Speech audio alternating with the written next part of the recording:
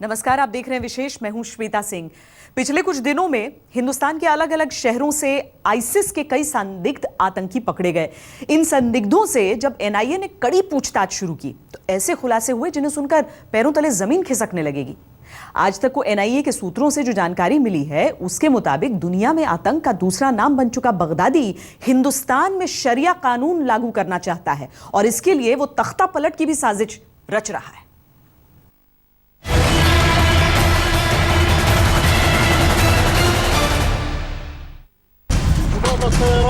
الله أكبر العزة لله تكبير الله أكبر। Baghdadi का सबसे खतरनाक प्लान हिंदुस्तान।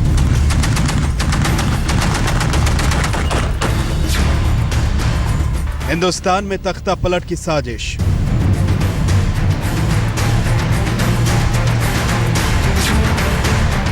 हिंदुस्तान में लोकतंत्र को लहूलुहान करने की साजिश।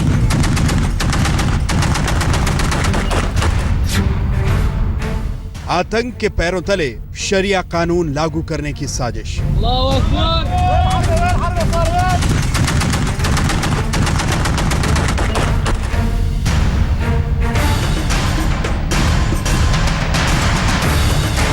यह हिंदुस्तान में बगदादी के फैलते आतंकी नेटवर्क का पर्दाफाश है। रुड़की से हैदराबाद और बेंगलोर से मुंबई तक एनआईए ने इन संदिग्धों को पकड़ा तो इनसे पूछताछ में सनसनीखेज खुलासे होने लगे।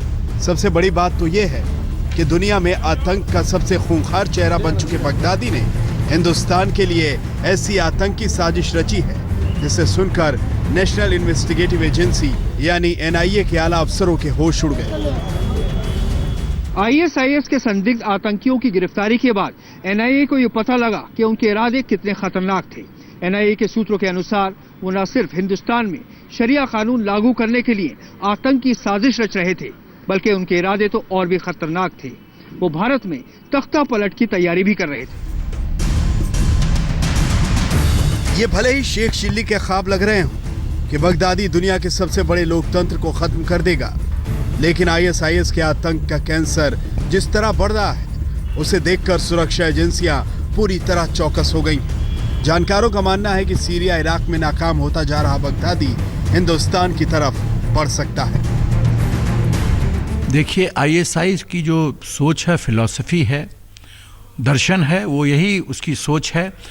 पूरे विश्व में, हिंदुस्तान ही नहीं पूरे विश्व में वो कैलिफेट लागू करे, शरिया लॉ लागू करे।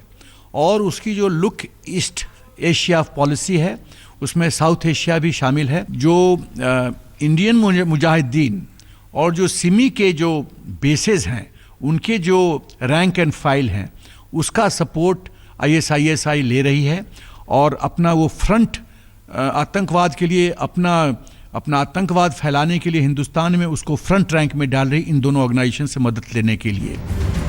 हम आपको आगे बताएंगे कि इसके लिए कैसे हवाला के जरिए करोड़ों रुपए हिंदुस्तान आ रहे हैं और कैसे बगदादी ने आतंकियों को तैयार करने के लिए हैकर्स का इस्तेमाल किया। पहले ये जान लीजिए कि एनआईए ने जब आईएसआईएस के आतंकियों से पूछताछ की तो पता चला कि आईएसआईएस के आतंकियों की योजना तो सरकार गिराने तक की थी। जब एनआईए के अधिकारियों ने इसकी वजह पूछी तो इसके पीछे कारण बताया गया कि वो हिंदुस्तान में शरिया कानून लागू करना चाहते हैं। वो शरिया कानून के जरिए गुनहगारों को सजा देना चाहते हैं। इसके तहत जो भी गुनहगार होगा वो उसके हाथ काट लेना चाहते हैं। अपने इन नापाक मंसूबों को पूरा करने के लिए बगदादी के आतंकियों ने हथियार इकट्ठे करने शुरू कर दिए थे। यहाँ तक कि पुलिस भी इनके निशाने पर थी क्योंकि मुंबईया फिल्मों को देखकर वो पुलिस में नकारात्मक छवि देखते हैं। ये बगदादी का सरमन्स फ्राइडे के फ्राइडे इन लोग को सोशल मीडिया के माध्यम से या इंटरनेट के माध्यम से इनको पहुंचाया जाता है और जो इनके स्लीपर सेल्स और हैंडलर्स वो ऐसे ऐसे जो पोटेंशियल यूथ हैं उनको गुमराह करके इनको ट्रैप किया जाता है। आतंक के खतरे को हिंदुस्तान बीते 25 साल से झेल रहा है, लेकिन अब यह खतरा इस लिहाज से बढ़ गया है कि दुनिया का सबसे बड़ा आतंकवादी संगठन इसमें शामिल हो गया है। आतिर खान के साथ जितेंद्र बहादुर सिंह, दिल्ली, आज तक। दुनिया के सबसे खूंखार आतंकी बगदादी ने अपने खतरनाक मंसूबों को अंजाम देने के मकसद से भारत के खिलाफ ई ब्रिगेड तैयार की है।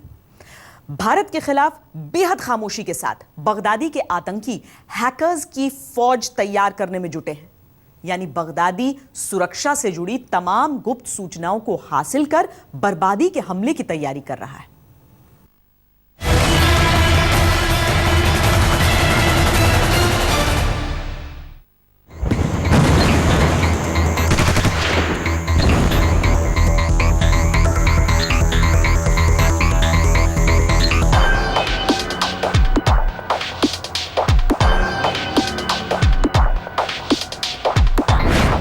बगदादी के आतंकियों की हाईटेक साजिश।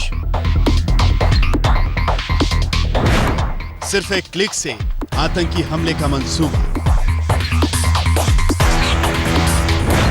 हिंदुस्तान के खिलाफ बगदादी का हैकर बम।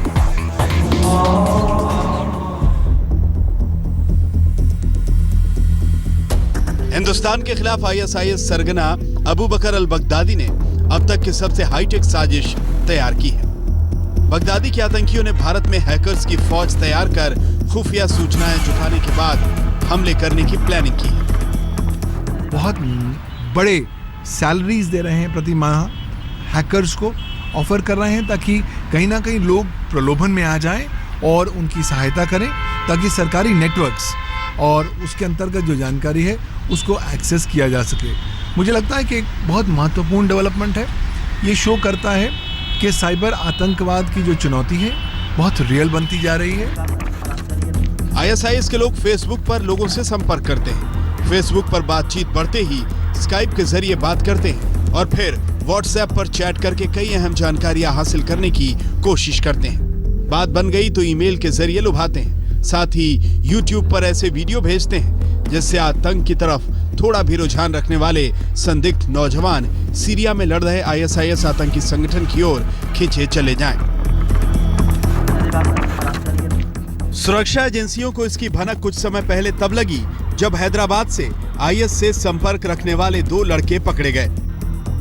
सीरिया से रिलेटेड वो फोटोज, वीडियोस, एट्रोसिटीज जो हो रही थी वो चीज़ें जो शेयर करते थे, स्लोली देखने लगा, इंटरेस्ट आने लगा उसमें कि भाई बुरा हो रहा है, जो भी हो रहा है, सिंपैथाइज होने लगे उनके साथ सब। इन्फॉर्मेशन वीडियोस वहाँ पे जो होता था, लेटेस्ट जो भी हो रहा था वो चीज़ हम लोग फेसबुक पे अपलोड कर देते हैं। ऐसा नहीं है कि सिर्फ गोली बारूद और बम धमाके ही नौजवानों को लुभाते हैं। खुफिया एजेंसियों को आईएसआईएस की साजिश के बारे में कुछ और चौंकाने वाली जानकारियां मिली। एनआईए और एटीएस को मिली जानकारी के मुताबिक सोशल साइट्स पर सक्रिय आईएसआईएस के आतंकी दिन रात भारत में सॉफ्ट टारगेट तलाश करते हैं। जरा सा भी संदिग्ध मालूम होने पर फौरन संपर्क करते हैं, फिर उन लोगों को हैकिंग के लिए उकसाते हैं और उससे मिली सूचना का आतंक फैलाने के मकसद से इंतजाम करते हैं। अधिकांश तौर पे अगर आप ट्रेंड्स देखें तो आप ट्रेंड्स उभर रहे हैं कि साइबर टेररिस्ट ऑर्गेनाइजेशंस खासतौर पर क्रिटिकल इंफॉर्मेशन इंफ्रास्ट्रक्चर की ओर ज़्यादा ध्यान दे रही हैं। क्यों?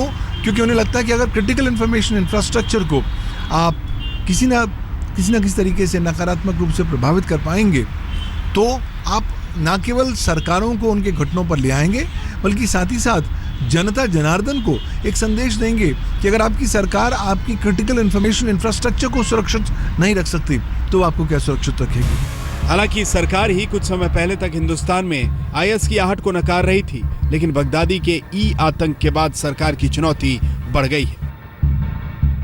बहुत सालों के बाद इतना ज़्यादा मात्रा में हम लोगों ने क्रैक डाउन किया है हर जगह में, तो एक उसको ये दर्शाता है कि हम लोग कितने एक फोकस तरीके से अपना कदम उठा रहे हैं और इससे देश के लिए एक सुरक्षा का माहौल, एक सुरक्षित देने का जो हमारा कमिटमेंट है देशवासियों को, उसके उस डायरेक्शन में हम लोग चल रहे हैं।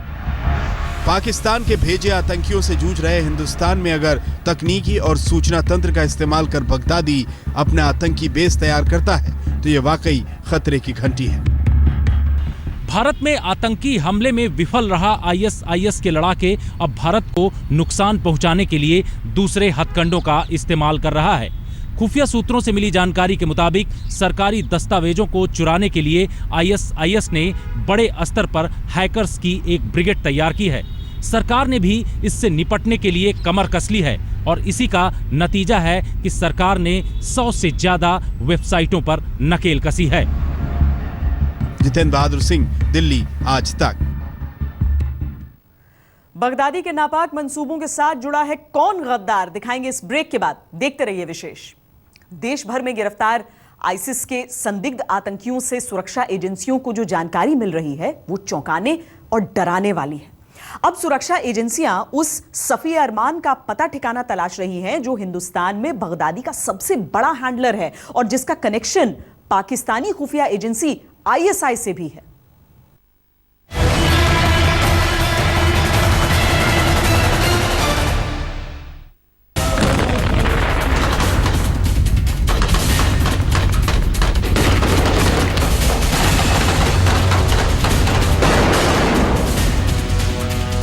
आईएसआईएस के जितने संदिग्ध पकड़े गए हैं उनसे अब खुफिया एजेंसियों को यही जानना है कि हिंदुस्तान में बगदादी और अलकायदा का सबसे बड़ा हैंडलर मोहम्मद सफी अरमार है कहां और क्या कर रहा है। खुफिया एजेंसियों को शक है कि सफी अरमार को पाकिस्तान की एजेंसी आईएसआई फंडिंग कर रही है।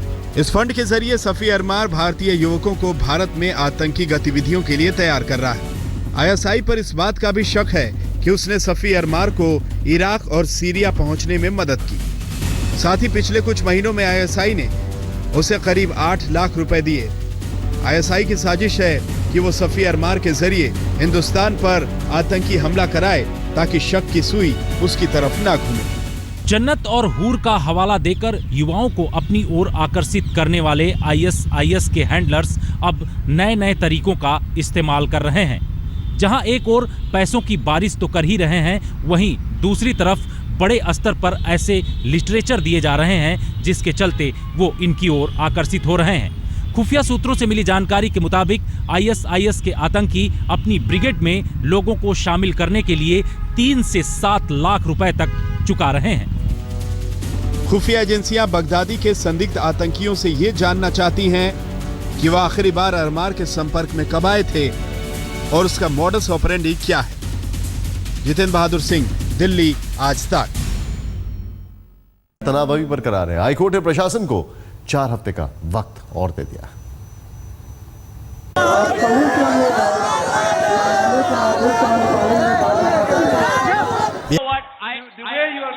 I love the arrogance of the BJP. This is not right. I love their arrogance, but this is what's going to be hubris, which is going to take them down. No, I am. We know the people of India vote.